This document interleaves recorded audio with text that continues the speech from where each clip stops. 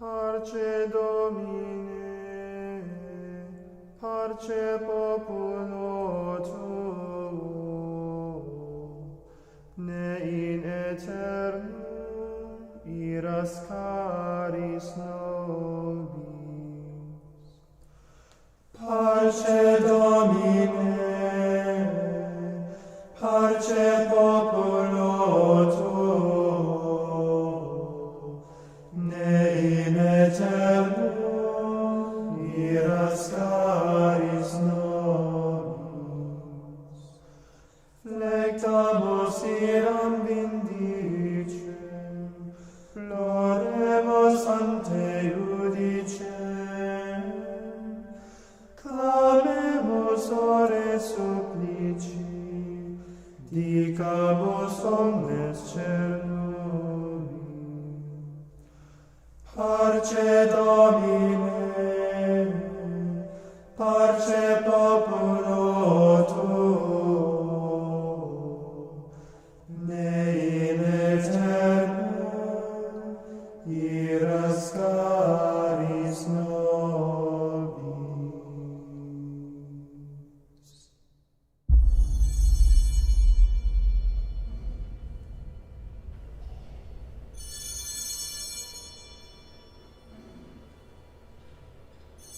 I was first exposed to the Latin Mass as a layman in Washington, D.C. A friend of mine had invited me to St. Mary's in downtown D.C. where they had it.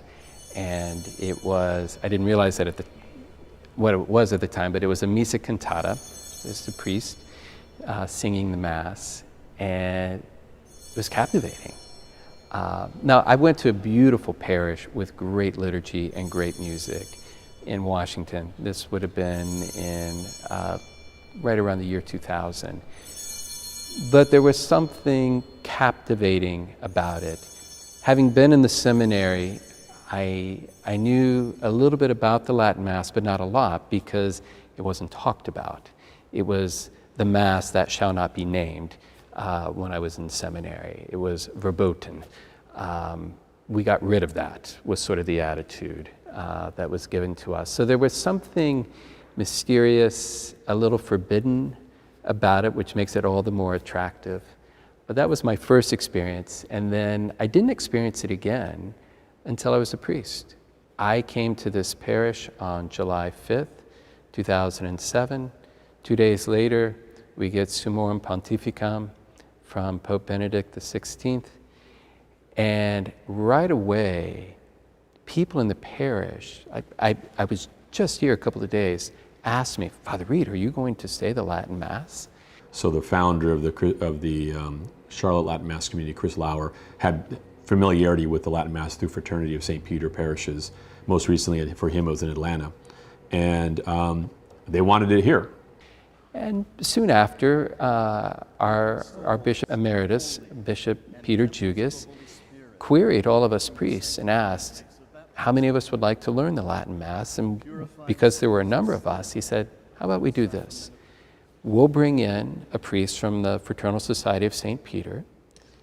Any priest who wants to learn the Latin Mass will provide for it. And then we introduced it here in 2008 in the parish. And that's how I got rolling with it. And we were getting a weekly Latin Mass at St. Anne's that Father Reed, the pastor, had an offering since Summorum Pontificum. And we wanted more than that. But eventually got to a point where Chris Lauer kind of got this blueprint together how to do this. And I think he was following the Summorum Pontificum model that, I don't know if he kind of invented this blueprint or found it from somebody else on the internet. But it was really about getting the stable group of faithful that they talked about, Benedict talked about. And that stable group of faithful was about 50 families that kind of agreed to have their names added to an email list. No, Ascension Thursday 2009, that we did our first Missa Cantata. And I remember the church was under renovation, and so we were having Mass in the cafeteria. And even though we were having Mass in a cafeteria, that Mass did something to me. As soon as I said proceed with the altar boys at the end, I wanted to go offer the Mass again. And I looked at my MC and I'm like, let's go do that again. Because it was powerful and beautiful. Like everyone who experiences it the first time, it's a little different to experience the verticality of it all in one way with the ad orientem. And yeah, after about 4 or 5 times, I think you get into the pattern and the flow of the prayer of the Mass, and it has a whole different feel than the Novus Ordo. Even as a child, I felt drawn to the Blessed Virgin Mary. And so when I grew up, I did convert. So I've been a Catholic for 16 years now. But after the initial newness of converting wore off, I did feel like something was missing. I couldn't really find any place that there was like proper formation for somebody who was an adult who wanted to continue to deepen their faith. I couldn't find that, or I hadn't found it, and then that's when I stumbled into error. But it wasn't until a few years ago when I found the traditional Latin Mass that I realized, oh, that's what I was looking for. I was trying to learn how to be more reverent, but I didn't know how to be more reverent. When I experienced the reverence, the bells and whistles, the pomp and circumstance, it was just amazing. And we never went back to other parish. And it was a little jarring, because it was an hour in and we got to the Gloria. And we're like, oh, this is a lot longer than I'm used to, especially as a 12-year-old. My first ever exposure to Latin Mass was the first time I ever entered a Catholic church, period. I came in, a group of friends that I'd been hiking with for a good while had been slowly but surely convincing me to at least come and experience what the Catholic faith had to hold. And with all due honesty, when I came in that day, I had zero expectations. I just wanted them to stop asking me about it, and I just wanted to just please them. That's all it was. But I came in, and it was just immediately, as soon as I walked in those doors, just the grace coming from the Latin Mass, it just overflowed me, and was to the day. I mean, even 6 months later, when I was baptized and confirmed, and received my first Holy Communion, even that wasn't the same level of graces that came over me that day that I walked into church. It was just, really truly brought me to my knees. Was just an incredible experience. And just to be able to have that be my first experience with the Catholic Church, it's just, I feel so blessed as to have been able to experience that. Just the pureness of that Mass was just, it felt like it went on for hours and hours, and I was so happy just to be there and to be able to experience that, just even as a non-Catholic. But I'm so thankful that it was, because here I am 2 years later, and I'm still going to the 8:30 Mass every single week, and it's an incredible thing. You know, I had been to Catholic Masses many times growing up. My godparents were Catholic. I used to stay at their house all the time on the weekends. I used to go to Mass with them. But I never knew that it was anything different than the Methodist Church I was going to. I knew that there were different denominations, and I knew that they wouldn't give me the Eucharist there, which I didn't like. Other than that, I didn't know that it was any different, because basically the presentation was the same as far as I could see. There was like a woman who played guitar there, and there was the same kind of sing-songy kind of vibe there, I guess. And again, just as a young man growing up, it just didn't appeal to me. I thought this is kind of a thing for like grandmas or something like that. No offense to the grandmas. We love the grandmas. So I'd always gone to Novus Ordo, so I'd always dress very casual. And so I show up to this Latin Mass, and I'm wearing like a Miami Dolphins hoodie, and everyone is wearing suits and ties, and I'm like, oh no, what is wrong here? I went to a few Novus Ordos, and I wouldn't have converted if that was all there was. There's no way I would have. And not until I encountered the Latin Mass did I realize there's another level You know, there's a deeper level, at least to me experientially. You could even say aesthetically. But it's deeper than aesthetics. Aesthetics is a part of it, but it calls to a richer heritage, a deeper tradition. And so I attended a Latin Mass for about a year just by myself. I didn't really know what was going on. I tried to follow along, and I would just stand up when everybody else stood up, or go kneel when everybody else kneeled, and try to say my prayers. So after about a year, I pulled aside the priest there, Father Reed, and I told him, hey, I've been coming here for about a year, but I think probably I'd have to get baptized, or I should probably join the church. It's been a profound effect that the Latin Mass has had on me, on my spiritual life especially. But most of it is just the enrichment of my priesthood. There's something that I discovered when I was reading some books, and there was an expression that I think Pope Benedict XVI used. It was something like mutual enrichment. And so I discovered that mutual enrichment that the Latin Mass has had on the Novus Ordo Mass, that the more I guess I celebrated the Latin Mass, I discovered the benefit, lots of benefits that then helped in the way that I approached the Novus Ordo. So I can say that I have benefited in that sense, that both in my priesthood and then of course in my spiritual life. I got the impression of like a deep reverence paid not only to the Eucharist but also to the priest during the Mass. Like, for instance, like all the little bows you give to the priest and kissing his hand and that sort of thing. And then to the Eucharist also, like the communion rail, like you have to kneel to receive communion, and then there's no receiving on the hands. You always just receive on the tongue. It's not just the reverence, it's what the reverence made me do, I think. So the reverence at the Mass made me go deeper into the faith, but now I had something to look to. Okay, well, why does the priest face that way? Why do we do things this way in a traditional Latin Mass?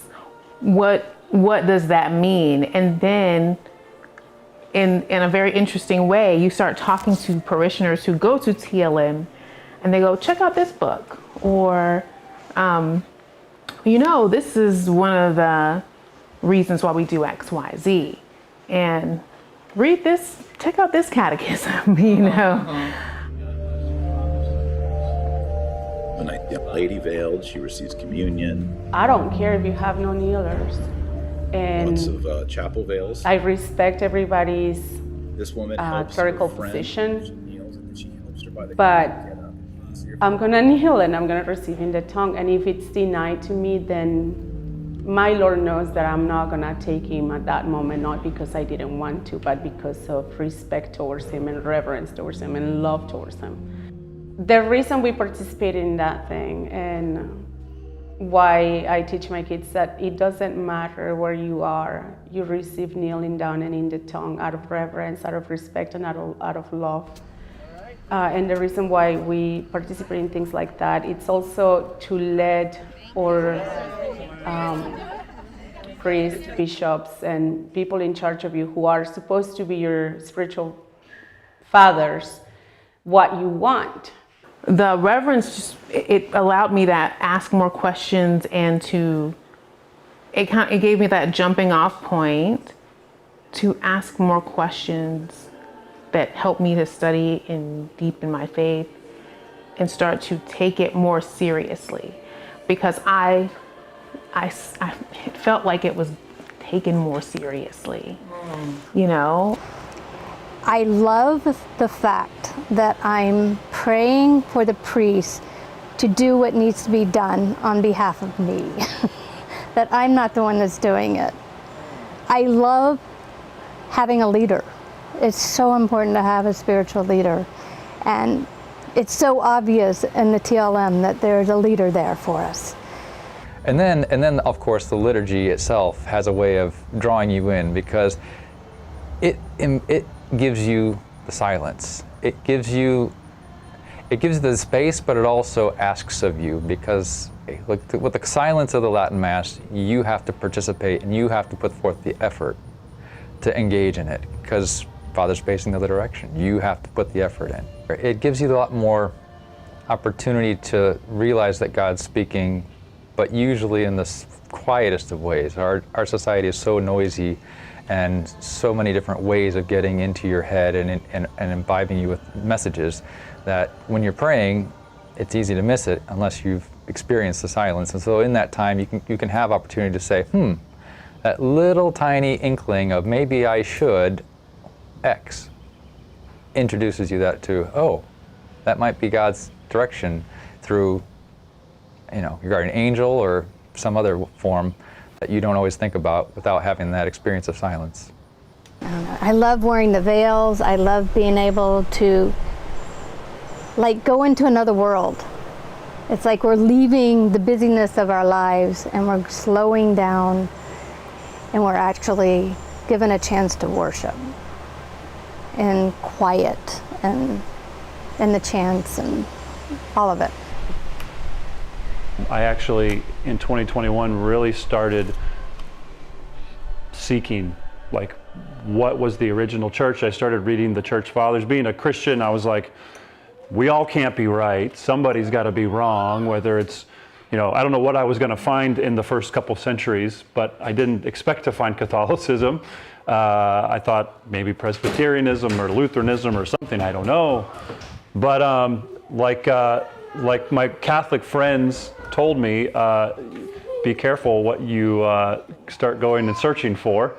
It was confirmed to me from a priest in the Charlotte Diocese that I was having some demonic issues in my spiritual battle, and that Latin prayers are actually more potent in combating the demonic. I remember seeing a video that still sticks with me today, and it was a Eucharistic procession, and it was everything, the smells, the bells, the canopy, the beautiful vestments, lots of altar boys, and I thought, wow, I have never, ever seen that in any of the churches that I have been associated with in my whole life. What happened? Why aren't we seeing this? Why isn't this happening on the regular? And I just sort of felt robbed. Was something stolen from me? I was born into Catholicism, and it just sort of felt like a birthright was stolen. Where it wasn't happening. And I thought, wow, that was just beautiful. Actually, about the time Scott converted, we were in pretty bad shape. Yeah. That's what you're trying to tell me. Yeah. The right time. Yeah, we were headed to divorce court. Yeah, we were very close to it. Yeah. We're nowhere near it now. I mean, it was a completely different. Totally changed our lives. I mean, what are you going to do? That's one of the things that I think when you get involved in true Catholicism, you've got something to connect to, and you realize that there's something much more than you, and I don't know, it's just hard to describe it. I converted into the Novus Ordo Mass, and it was in Japan, so it was extra Novus. And I thought it was fine. That's what brought me into the church. It was a guitar mass. It was literally a guitar mass. That was the first one I ever went to in my life. But I could feel that God is there. And so that's how I converted, is just going deeper into that awareness that God is there at the Mass in a way that he wasn't in any other religious ceremony or other denomination or other religious building that I'd ever been in before.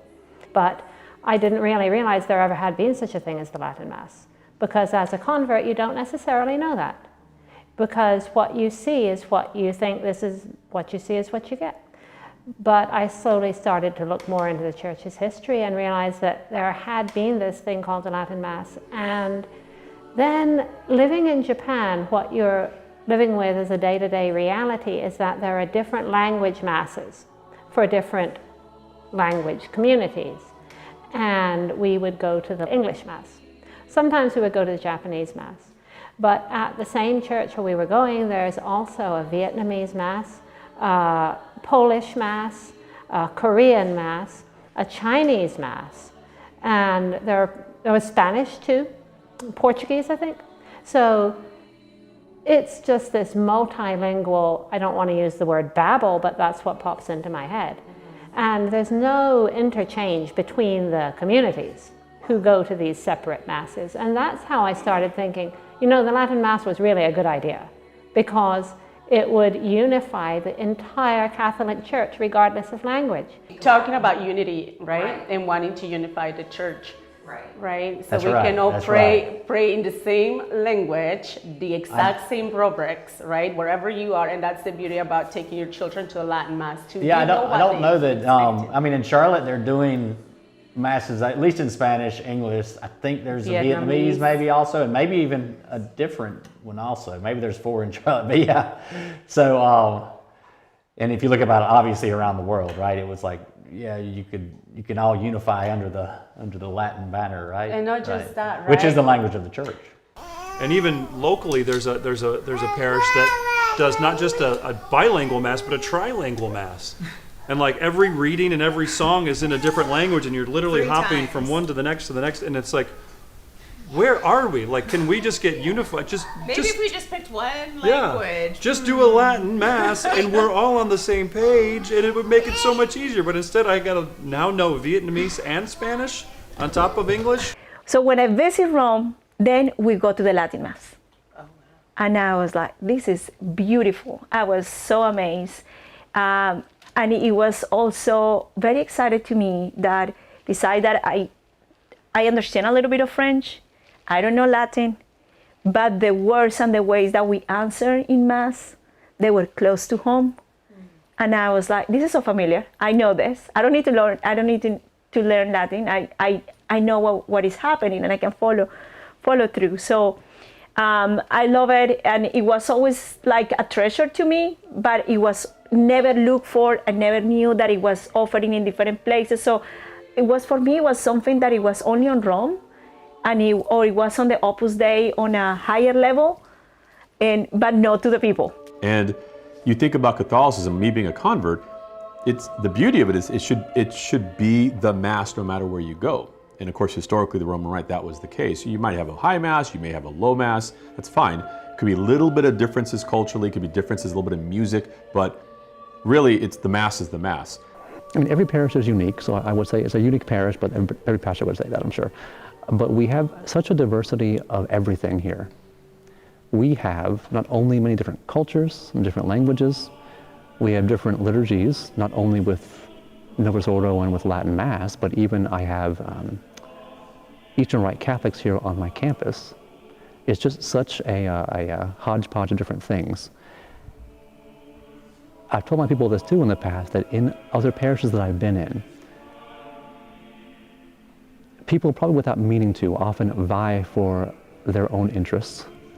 And it was always a difficulty as a priest and as a pastor to try to provide things for people that they wanted. Whether it's masses in Spanish, masses in French, whatever it might be. What I have found here at St. Thomas is that far from finding that kind of factional nature, there's a great unity here in the parish. I told people when I first got here too that I would swear that there is a beautiful angel here at this parish that brings a great peace. It's part of what I encountered in masses here, in the people here. I so highly value it because I've not always had peace as a priest in the parishes that I've been in. And so far from finding division here, really, I don't find any of that. There are always people with different opinions and always little differences here and there. It's not heaven, not quite. But I have not found division here within the parish. Most people that attend my Latin Mass here will go to the Novus Ordo and vice versa. people find beauty really in both of them. And that's a great thing I love about the parish. It's just very peaceful. There's a sense of peace at the Latin Mass that you don't really get at the Novus Ordo. And for me, that was something that I thought was really, because, you know, living in a house with 3 other brothers, it's, you know, a little bit hectic and crazy. So I thought that was really, really nice. And both of us experienced it, and the reverence and the incredible music. The music really brought me towards it, because music's played an important part in my life, my whole life. But because I knew he was a wise man, I knew there had to be more to it than what I grew up with. So we both started attending the traditional liturgy, and we haven't looked back.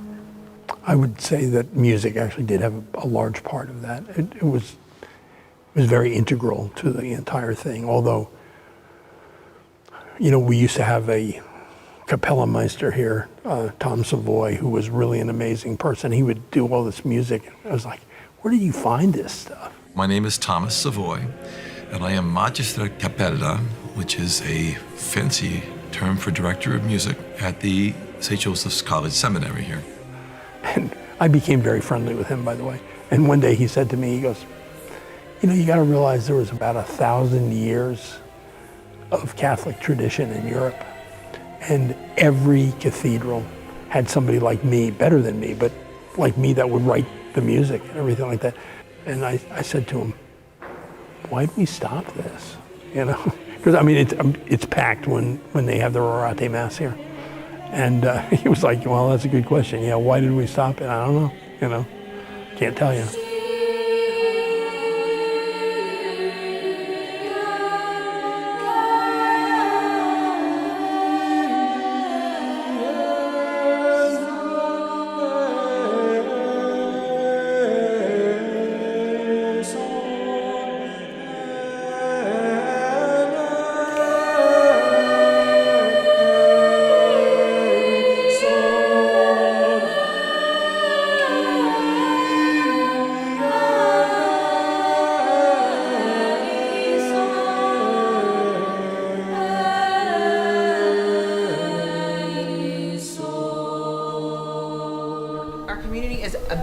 Thriving young community where there's every single Sunday is standing room only. Every single event that we attend is packed and full of life, and I just don't see that at other parishes the way that I see it at our parish.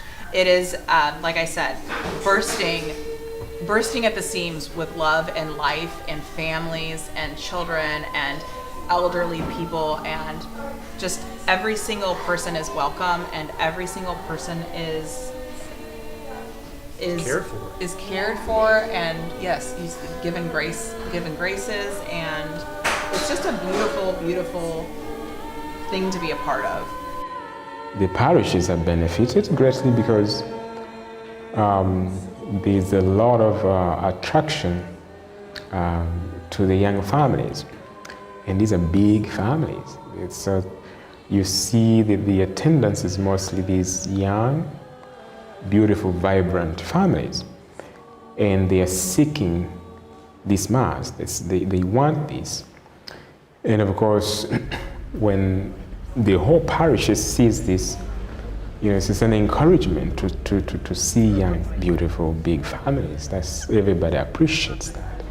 Right, and I think children too, especially, really benefit from that. I think sometimes it's easy to speak too much to them in a way, where it's just these words coming at them, and that they just kind of filter out or go in one ear and out the other. But when they're seeing it unfold in front of them and seeing those actions, I think it can have a very profound effect on them and their understanding of God, their relationship with Christ, and their understanding of the sacredness of, you know, of what's happening before them.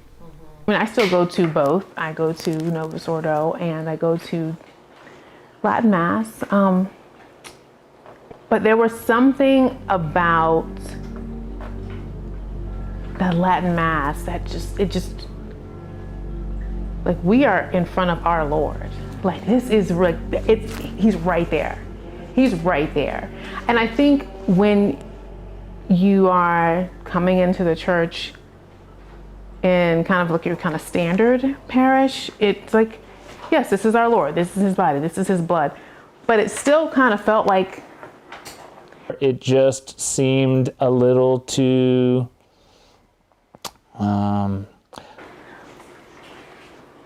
it still felt,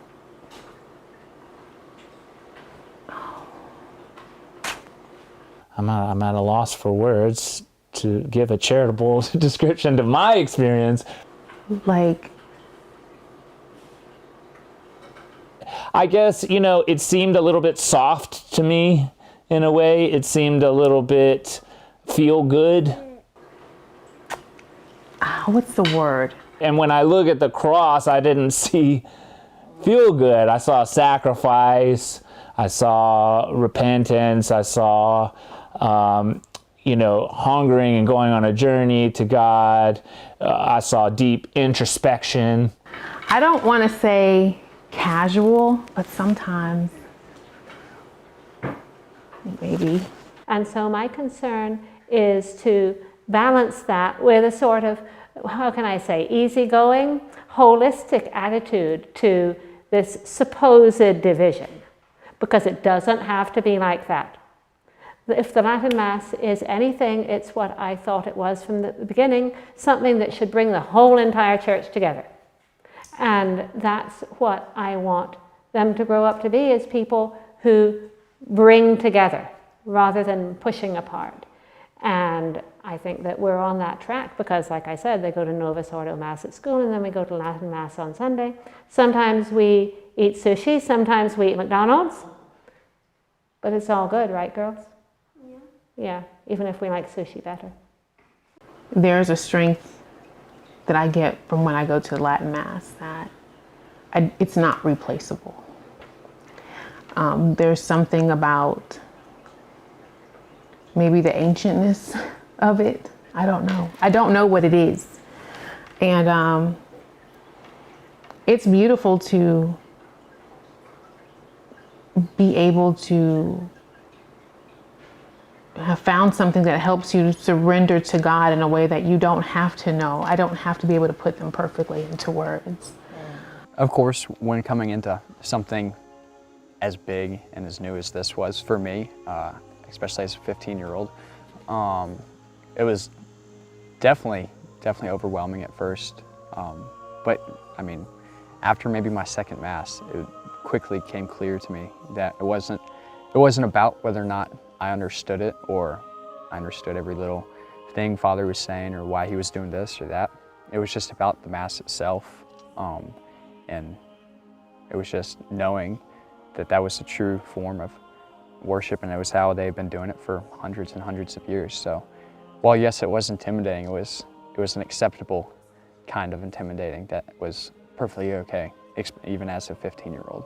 I was just so happy when he finally converted and told me that he really loved the Latin Mass, and it was partly, you know, Latin Mass had a large reason for him falling in love with the church, and I was like, well, then we're never going to anything else. There's something very masculine about the Latin Mass, and young men are attracted to it. And I think because it provides, in some ways, a more contemplative experience, it provides a space for some discernment. And young men get captivated, especially when they're serving it. You know, we have this whole troop of altar boys here. So many of the young men from our parish are in the seminary, and right now we have 9 men from this parish studying for the priesthood. They found their vocation at Mass, and a lot of them at the Latin Mass. In fact, we have 2 men from our parish who are studying for the Fraternal Society of St. Peter. They found their vocation in the Latin Mass. Yeah, so I think I started serving when I was between 8 and 9. And so then just serving the Latin Mass, since we started going to it, just kind of seemed natural just to want to serve there. And also the serving is a lot more, you say, like slightly more intense, because there's a lot more positions, there's a lot more jobs you have to do. And so that was almost like you could say, a slight novelty to be able to do all those other things on the altar. And then just being, close. I think the Latin Mass, it gives you a really good perspective of like what we're worshiping, I think. And so just being on the altar and realizing what is on the altar, I think was really, really good. And then that sense of peace also. There's breaking news in the Catholic world again, as the Diocese of Charlotte has become the epicenter of the liturgy wars in the Catholic Church. Sure. I mean, like I said, I'm here to welcome everyone. I don't make those kinds of distinctions. I think the Holy Father's been very clear. Traditionis Custodes really expels these people. Bishops coming out of the woodwork to speed up their crushing of the traditional Latin Mass in their dioceses. Without hesitation, we're implementing Traditionis Custodes. There's no way all the bishops of the world actually said they need the TLM to go away. Why the sudden change? You have any insight? I do not. It would be already we drive 40 minutes each way with 5 kids, 6 and under, in a hot car in South Carolina, and then you're there for an hour and a half, and then community afterwards is important too, and everybody's outside and kind of bonding after Mass, and you'll miss that if you're at the chapel. You don't get to see your parish community as often. Families have already started planning how they're going to respond when the access is cut or reduced. And in that way, it has sort of already started impacting families and community. The Latin Mass community has sort of split. Do I go to this parish, or do I go to this parish, or do I drive the distance to another parish? And not everyone is seeing it from the same way. It's quite scattering. Very sad to see the sheep scattered from the decisions that are being made. Part of what I enjoy about being a priest, not the primary thing, but one of the things I enjoy is trying to foster vocations. And with all of my servers, I feel like I'll never see them again, effectively. On paper, they're still my parishioners, and I do appreciate that. But in practice, they're going to always be at this chapel in Morrisville. So I feel like I just will never see them again. And that separation that's being forced by this makes me really sad. And so it would be really heartbreaking. Yeah. I mean, I cried when we heard the news. When the whole thing in Charlotte happened, my first thought was, and Matthew and I have talked about that in the past, is what good father gives their children stone when they're asking for bread? Or what good father reaches them a serpent when they're asking for fish? If my children came to me and said, Mama, I'm hungry, I'm not gonna go tell them, go outside and eat a rock. Because I don't feel that I'm in rebellion against the church at all. I feel like what I'm trying to do is embrace the church and embrace the tradition. The situation that we find ourselves in now with losing the Latin Mass in this parish has brought a lot of heartache. Our parishioners now have to make a choice between the Mass that they love and the parish that they love. And that's a hard, hard decision to make. I have asked our bishop repeatedly over the course of a few months to please reconsider, to understand what's going on in our parish and in the other 3 parishes in the diocese where this is happening. Because it is a difficult situation. The understanding is that people who go to the Latin Mass chapel in Morrisville will remain members of their parish. There will not be a collection taken at the Latin Mass chapel, and that people are going to be asked to continue giving to their parishes and to be involved in the life of their parishes in terms of extracurricular activities, faith formation. If they're to be married or if they're to have a baptism in their family, it will take place in their parish, not in the chapel. That being said, it's still hard because as a pastor, you want to see your people, and Sunday is when you see your people. And there will be a hole here in our community. To bounce back and forth just for us in the way that our family is structured would have been really, really difficult. We kind of had to decide where we were gonna be. There's a little bit of liturgical schizophrenia when you're trying to do both. If the Mass goes away, it will be really, really sad for our family, and we know for other people as well. It will be very, very disruptive. The thing that is the hardest for me is a big part of my faith life is it's a journey, right? And we're not supposed to be doing this journey on our own. We should be doing it within our parish. And now we're going to be living this double life where we worship with a group of people and then we come back to our parish for other needs. So it's going to be a little schizophrenic. Say, okay, this is what it looks like to trust God, and even when things go wrong, especially when things go wrong, you already have these graces and you already have this community that knows how to do this, that knows how to navigate this. If the Latin Mass was to go away from St. Anne's, it would be super divisive. And I know you know this, but it would be the worst thing that anybody could do is to push away part of the parish family. It would be like causing a divorce. And it would be like a forced divorce within this parish. This liturgy has uplifted so many people, including me. And if it wasn't for the Latin Mass, I wouldn't be who I am today. And they probably wouldn't be either. My daughter, my husband, we all know what a debt we owe to it.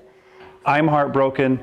Our children will miss out on graces because of this. And our church gets weaker. And we are literally being sent to the spiritual battle with less utility. We are being sent to the spiritual battle, into the spiritual warfare with less weaponry, with less ammunition, with less powerful tools. I really think that that's helpful for us as Catholics to understand that just attending the Novus Ordo isn't less, but you don't get to see the breadth of the church when you don't experience the other rites at all, or even have any awareness of what the Latin Mass offers. We'll lose a lot of the family that is within the community. A lot of the community and family that is within this church, and that is a very harmful thing. Aren't you supposed to be a loving father providing for the spiritual needs? And again, we love the bishop. I teach my kids to love the bishop. I think it's going to hurt our community. And I'm super pregnant and I don't want to start crying. It's not like we don't love him. We just want him to love us back as well. It's a thing of, can you please love us back? That's my question. And when the whole thing happened with the Latin Mass and I explained to my kids what was going on, my kids said, Mama, is he just trying to be mean? I told God, we are already so blessed with what we have. We just have the convenience. Right? And I see other families. I see you, for example, and we have other friends that they travel because they're hungry for the Latin Mass. So that will be us too. We'll be traveling. I will make the time to go however far that may be, 60, 70, 80 miles. Every Sunday morning I will find a new Latin Mass. I don't think the church can go in a different direction. It is what it is.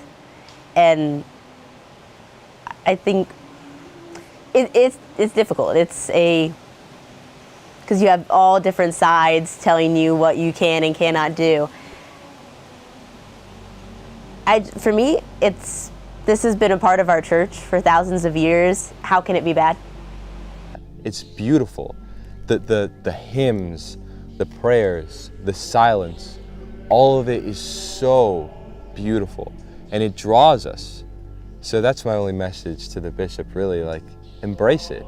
I still would like my children to be exposed to it, even on a limited basis, but I just don't think that we would be able to get there every single weekend. But anytime I went to a Latin Mass, no, we're not playing. This is our Lord. And you're like, wow. Like, and the first time I went, you know, it was very moving for me. It's interesting because last summer I had this conversation with a dear friend of mine who was lamenting the fact that or concerned with her children understanding or perceiving the mysteries, the beautiful mysteries of our faith, and the profound mystery of the Eucharist. And in that conversation, it dawned on me that I don't really have that problem, you know, and that I understand why she does, but because we have the Latin Mass, I feel like it has instilled in my children and in myself this understanding of the beauty, the transcendence, the sublime nature of our faith, of the mysteries of our faith, of the Paschal mystery that's being celebrated at Mass. And so I think that they have, that our kids have benefited from that, and that has really dramatically impacted their faith and their understanding of these mysteries. Now, of course, it doesn't mean that they understand all these mysteries, but just that perception and that sense that that we are encountering something so holy and so sacred every Mass we go to. And that's kind of, I think, become so foundational to their understanding of our faith and impacted them profoundly. I told my parishioners here a couple of times, probably more than I meant to, in my homilies. When I first came to this parish, I had never offered a high Mass ever in my life. And one of my first Masses here was a high Mass. And so I was very nervous about it. But my wonderful servers here, and my MC in particular, took good care of me. But in that Mass, I just remember hearing the choir and the beauty, being up there before the Lord, offering the Mass, and just something struck me of just how beautiful it was. And my relationship with it has grown in my time here at St. Thomas. It is the Mass that most uplifts my soul, I think. It's hard to put into words, I think, maybe why that is, but there's just such a solemnity, such a reverence, such a contemplative nature to it.